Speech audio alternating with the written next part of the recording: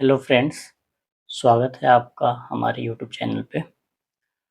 मैं आप लोगों को अपना हिस्ट्री का नोट्स शेयर करने वाला हूँ। मैंने हिस्ट्री पढ़ रखी है, दीपक सर हैं, बहुत अच्छे पढ़ाते हैं उनसे। बेसिकली हम लोग हिस्ट्री का पूरा सिलेबस कंप्लीट करेंगे इस सीरीज़ से। तो हिस्ट्री का जो शुरुआत है, जो शुरुआत माना जाता है, वो 2500 बीसी से 1948 मतलब 1948 एडी तक हम लोग हिस्ट्री पढ़ते हैं। ये हम लोग हमारा सिलेबस में है, ये हम पढ़ते हैं। हिस्ट्री को हम कैटेगराइज करते हैं 3 पार्ट में: एंशिएंट हिस्ट्री, मिडाइवल हिस्ट्री और मॉडर्न हिस्ट्री। एंशिएंट हिस्ट्री जो है वो 2500 बीसी से 700 एडी तक होता है, जिसे हम हिंदू एरा कहते हैं। 700 एडी से 1707 मतलब 1707 एडी, जिसे हम इस्लामिक एरा कहते हैं। और मॉडर्न हिस्ट्री जो है 1707 एडी से 1948, इसे हम ब्रिटिश एरा कहते हैं। ये जान लिए। थोड़ा सा मैं आपको बीसी और एडी के बारे में बताना चाहता हूँ। ये देखेंगे बीसी और एडी, ये बीसी और सीई, ये भी मैं आपको बताऊंगा। ये मान लीजिए कि ये ईसा मसीह हैं। इनके जन्म से पहले जो एज था या पीरियड था या समय था, उसे ही हम लोग बीसी कहते हैं। और बीसी को ही हम लोग दूसरे भाषा में या मतलब उसका दूसरा नाम बीसीई होता है। बीसी का मतलब होता है बिफोर क्रिस्ट, और बीसीई का फुल फॉर्म होता है बिफोर कॉमन एरा। ये ईसा मसीह के पहले वाला समय है।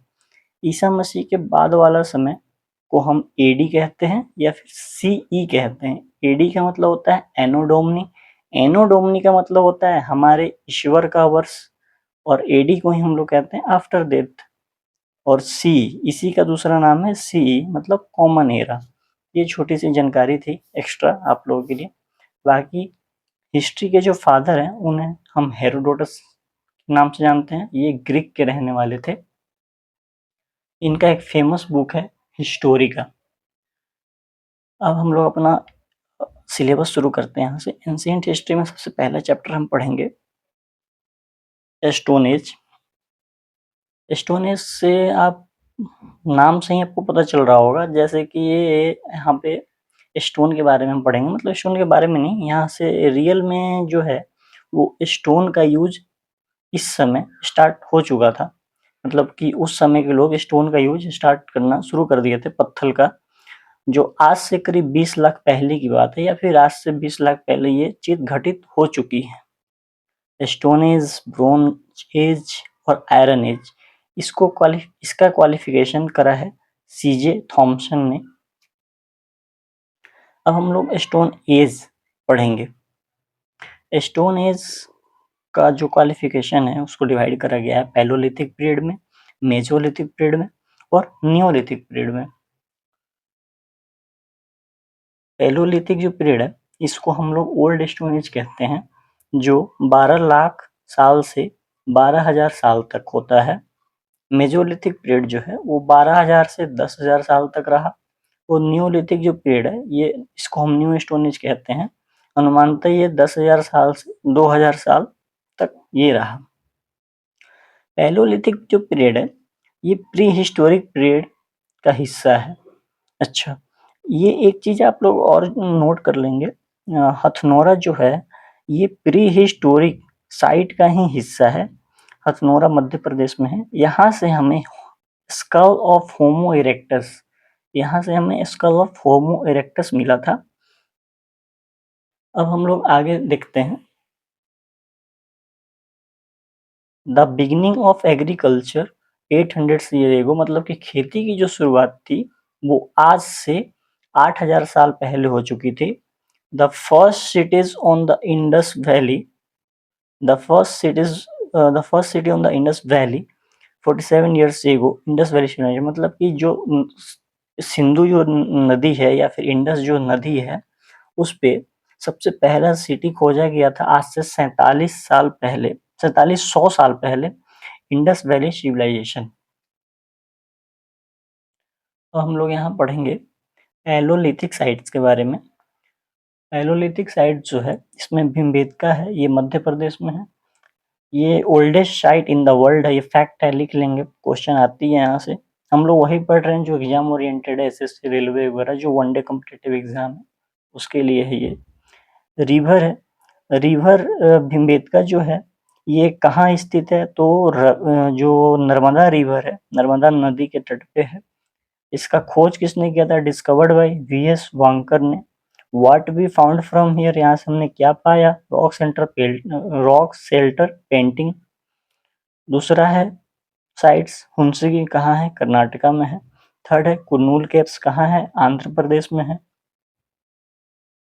और लास्ट, ये ऑस्ट्रिच जो है ये इसी पीरियड में हमें ऑस्ट्रिच का एविडेंस मिला था, या फिर ऑस्ट्रिच का एक का एविडेंस मिला था।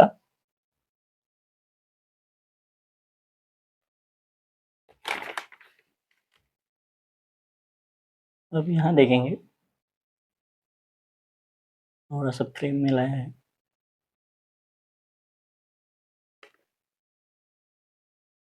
हाँ, अब यहाँ देखिए, जो मेसोलिथिक पीरियड है इसी को हम लोग माइक्रोलिथिक पीरियड कहते हैं।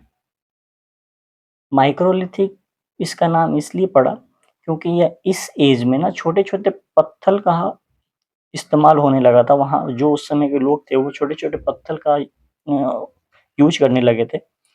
उसी समय डोमेस्टिकेशन हुआ, एग्रीकल्चर तो पहले से शुरू हो गई थी, और उसी समय रियरिंग ऑफ एनिमल्स मतलब कि पशुपालन भी शुरू हो चुका था। फर्स्ट पेट एनिमल जो था वो डॉग था। इसमें कंफ्यूज नहीं होंगे, बहुत सारे लोग कंफ्यूज रहते हैं कि सीप, गोट, जैसे मैं भी पहले ये नोट करके फिर इसको मैंने सुधारा, तो इस तरीके से नहीं होंगे। काऊ भी कुछ लोग हो जाते हैं, तो ये सब नहीं है, सिर्फ डॉग है। सबसे पहला एनिमल जो था वो डॉग था। इसके बाद हम लोग न्यूलिथिक साइट्स की तरफ बढ़ते हैं। तो मेहरगढ़, मेहरगढ़ कहाँ है, पाकिस्तान में है, आज के पाकिस्तान में है मेहरगढ़। और इसमें इस समय मेहरगढ़ में उस समय ह्यूमन सेटलमेंट स्टार्ट हो चुका था, एग्रीकल्चर स्टार्ट हो चुका था। ह्यूमन सेटलमेंट का मतलब है कि मनुष्य वहाँ रहना शुरू कर चुके थे उस समय। अब एग्रीकल्चर स्टार्टेड, सबसे पहला जो फसल हुआ, क्रॉप हुआ, वो बार्ले मतलब बाजरा और व्हीट मतलब गेहूँ, बुर्ज होम दूसरा होता है।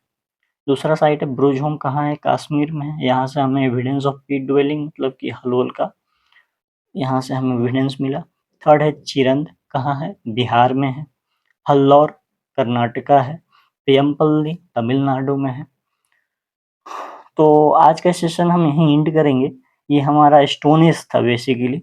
अब हम कल से यहाँ से स्टार्ट करेंगे इंडस वैली सिविलाइजेशन, ये मैं आपको पूरा कवर कराऊंगा।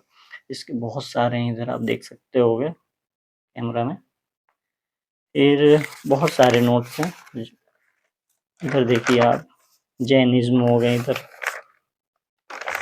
वैदिक वैदिक एज। तो इस तरीके से मैं सारा सिलेबस आपका कंप्लीट कराऊंगा।